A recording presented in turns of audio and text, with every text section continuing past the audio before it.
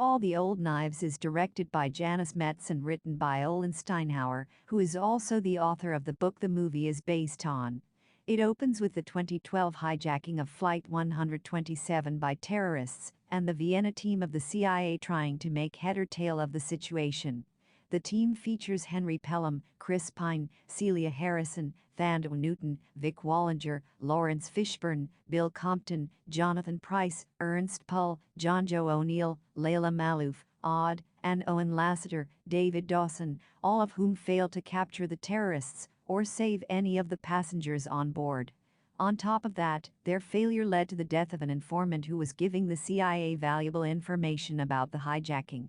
8 years later, the case is reopened after the mastermind behind the attack, Ilyas Shushani, Orly Shuka, is captured, who reveals that a mole in the CIA leaked information to the terrorists, thereby leading to the debacle. Vick calls in Henry to re-look into the case and interrogate Bill Compton and Celia Harrison, because the calls that went from Vienna to Iran came from their phones. Henry pays Bill a visit and then zeroes in on Celia after Vick essentially tells Henry to kill Celia for her apparent betrayal. Henry visits Celia at a restaurant of her choice, and over the course of a lengthy conversation, all kinds of truths come to the surface, leaving Henry, Celia, and the audience's jaws on the floor. Why does Vick Wallinger send Henry Pelham to get Celia Harrison? The reason that's initially given to us is that Langley has officially opened the case on Flight 127 and found out about Bill and Celia's apparent involvement in the debacle of the hostage situation and their informant's death. So, Vick wants Henry to go after them because Vick is aware of Henry's proximity to Bill and Celia, especially Celia, because of their romantic past. And we are made to assume that Vick believes that Henry is the only person who can get close enough to the duo without raising any red flags and help the CIA get confirmation of their hand in the 2012 incident. But the truth is quite the opposite. Vick sends Henry to go after Celia because Celia is the only person who can get confirmation of Henry's involvement in the Flight 127 debacle without raising any red flags. It's not very clear, but Henry goes after Bill on his own because he is the person that Henry set up as the scapegoat in the off chance that the CIA conducted an investigation. However, it's apparent that Vick fools Henry into thinking that he's heading into an interview with Celia because it is the other way around. Why doesn't Vick kill him off directly and make it look like a death by suicide, like it eventually happens? For the audible confession and to make things a little spicy. Was Bill Compton guilty of betraying the CIA? No, clearly not. Bill was framed by Henry because Bill's phone was accessible to Henry, and Bill's uneven exits from the office because of his wife's illness could be framed as an excuse Bill made to establish contact with the terrorists or those who are helping said terrorists.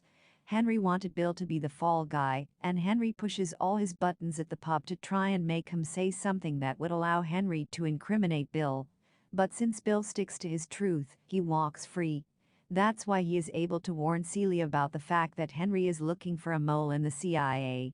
And now that Henry is done with Bill, he's going to come after Celia because she's one of the two people with access to Bill's phone in Vienna and one of the two who made a call to Iran. Why did Ilyas Shushani orchestrate the hijacking of Flight 127? On the surface, the hijack looked like a cliched, Islamophobic portrayal of a Muslim character taking innocent lives in the name of Allah. But the existence of multiple layers to this hostage situation was hinted at through Henry's backstory. During one of Henry's first missions, he was assigned to a case in Moscow, where he got in touch with Ilyas in the hopes of getting information on an impending terrorist attack. Henry not only won Ilyas' trust, but became close with Ilyas' family. When the terrorist attack happened, and people died, something that Ilyas had nothing to do with, the CIA asked Henry to give up Ilyas to the Russians to avoid making the CIA look like an idiot. The CIA even went ahead with it, despite Henry's disapproval, causing Ilyas to be taken away from his family. Then it was explicitly stated that Henry was part of the reason why Ilyas decided to make the hijacking happen in Vienna. It's not just a coincidence. When Ilyas was taken away, he was brutalized by the Russians. When Ilyas fled with his family to Iran, he couldn't medicate his sick daughter due to the sanctions on the country by the USA, thereby causing Ilyas' daughter's death. None of this would have happened if the CIA didn't give up Ilyas to the Russians. None of this would have happened if Henry didn't treat Ilyas as his contact. None of this would have happened if the people accused of war crimes were punished and not their victims. So, yes, the hijack was Ilyas' way of indirectly getting back at those who caused his family's death. Simultaneously, it was Ilyas' way of making Henry experience the fear of losing a loved one. Ilyas used the hostages to lead both Henry and Celia because Ilyas is aware of Henry's love for Celia, away from each other, and cornered them. And then Ilyas threatened to kill Celia if Henry didn't give information on the Americans' and Austrians' plans of action. Since Henry chose Celia over the CIA informant and the lives of the hostages, Ilyas forced Henry to live with the blood of hundreds on his hands. Henry suffered the brunt of Ilyas' anger towards the USA and Russia, kind of like the millions of Muslims around the world who end up being collateral damage because of bad national and international policies. Was Henry Pelham going to frame or kill Celia Harrison? Not at all. Henry explicitly stated that everything he did was a ploy to save Celia. He calculated the fact that if the CIA traced back the steps of the Vienna team, they would zero in on Bill because Henry made the Iran call through his phone. He didn't anticipate Celia taking down the number from Bill's phone and making a call.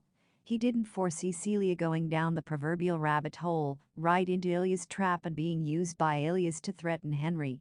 Through some clever editing, we are made to think that Celia feigned her emotions to strategically get out of the Vienna building and contact the terrorists. But that wasn't the case at all. In fact, Henry said aloud that he wasn't there at the restaurant to kill or get Celia arrested. He said that he wanted to do this interview because he had been asked to do so. Then he was going to make a bloated report about the interview and send it to the CIA on a different route and off their backs. The real reason why Henry agreed to do the interview at all was because he wanted closure regarding Celia's abrupt exit from their passionate relationship. Why did Celia Harrison kill Henry Pelham? The reason why Celia left the relationship was a call from an Iranian number to Henry's phone. She assumed that Henry was involved with the terrorists and had caused the death of the CIA informant and the passengers aboard Flight 127. That's why she bolted and ran as far away from Henry as she possibly could. She got married, had a kid, and was living her life tension-free. Until the case was reopened and the CIA found Henry's involvement in the case. Bill warned Celia about the fact that Henry was coming after both of them. Since she feared that Henry was going to take her away from her family or her family away from her, she agreed to collaborate with the CIA operation headed by Carl Corey Johnson to take down Henry. She didn't know anything about Henry's efforts to save Celia from being killed by Ilyas' men, or that he created all this diversion so that the CIA wouldn't touch her. All the old knives ends on an apparently positive note, with Celia going back to her family. But when you think about it, Celia has to live her life with the knowledge that she unknowingly killed her savior by trusting the most manipulative organization in the world, i.e., the CIA.